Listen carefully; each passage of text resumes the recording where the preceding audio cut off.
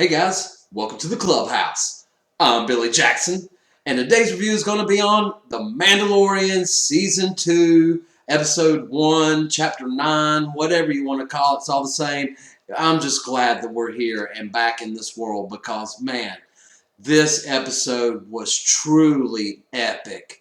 If not my favorite episode of the entire series thus far. I mean, I was impressed with everything from beginning to end. I mean, small little nitpicks that I won't even get into that don't even matter because this show is just friggin' incredible. And if you have not seen this episode yet, get on it because it is awesome.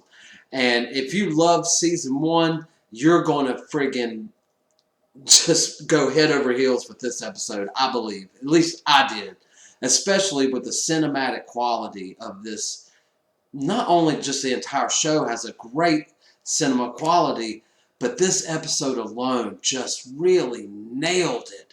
I mean, first of all, the fight in the beginning. Now, this is a non-spoiler episode, so don't worry. I'm not going to, spoil anything for you. But I have to tell you, that fight in the beginning was freaking awesome. When he hits this guy's fist coming in with his helmet, I was just I was on the edge of my seat, just yelling like, "Yes, that's what I'm talking about." I mean, it was awesome. But anyway, then he finds out he has to go to Tatooine to find another Mandalorian, and he goes to Tatooine, and he ends up going to this other town other than Mos Eisley. He starts off at Mos Eisley, but goes to this other town.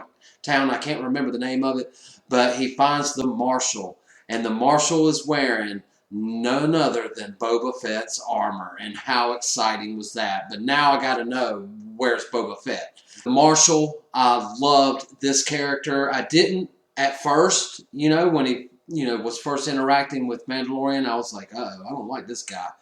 But man, the more his story progressed and you find out about how he got this armor and why he's called the Marshal of this town, I love him, man. I mean, he was awesome character. And at first, Mandalorian talking with the Tusken Raiders, I think is incredible. I loved it in season 1. It was a little off-putting at first, but once you got into what he was doing, I totally was on board. And this episode stretched that out even further. I loved his interaction with the Tusken Raiders and them working together with the townspeople to bring down this crate dragon. And let's just talk for a second about the crate dragon. I mean, come on. This was movie quality, guys. And I'm a huge lover of like giant monsters and stuff. So when they did this, they had to do it right for me. And man, they did it right than most movies out there. I was literally blown away by it. I could not believe how realistic and dangerous it felt. I mean, it felt real. And this whole world just felt lived in and real. Felt like an old-timey Western, guy rides in on a horse into a town, and, they have to have, he gets with the sheriff, and the sheriff has to, take out some raiders or something, but the raiders end up working together against a common threat. It's just a classic Western story, and it felt like a Western story. It's in the desert. You have, instead of a horse, you got a speeder bike. You got the marshal instead of the sheriff. You got the Tusken Raiders other than bandits. It just had everything. This whole episode just had everything I love. Just compacted into one great story and well written and great characters and great cinematography, great directing, and it was written and directed by Jon Favreau, who actually created this show.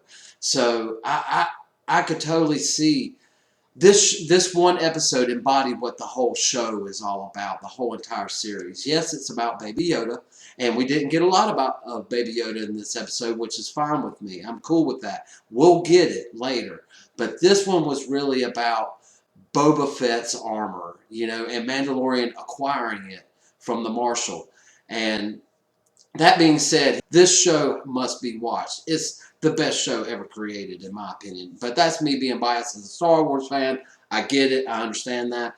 But the cinematic quality and the production quality of the show and the acting is just top notch. I mean, everything in this show is top notch. Yes, there are little nitpicks and little flaws, but they are so overwhelmed by the greatness that this show does. And you could tell, you know, the value they have put into the show, not only in monetary wise, but just in writing and directing. They really take their time and try to do things right, and this episode is a pure example of that. The question is, have you seen it? What do you think about The Mandalorian Season 2 so far, this one episode? I really want to know your comments below. So let me know, guys. Like my videos and subscribe to my channel. And as always, make yourself happy every day. And the only way to do that is to remember the only thing stopping you is you stopping. Bam!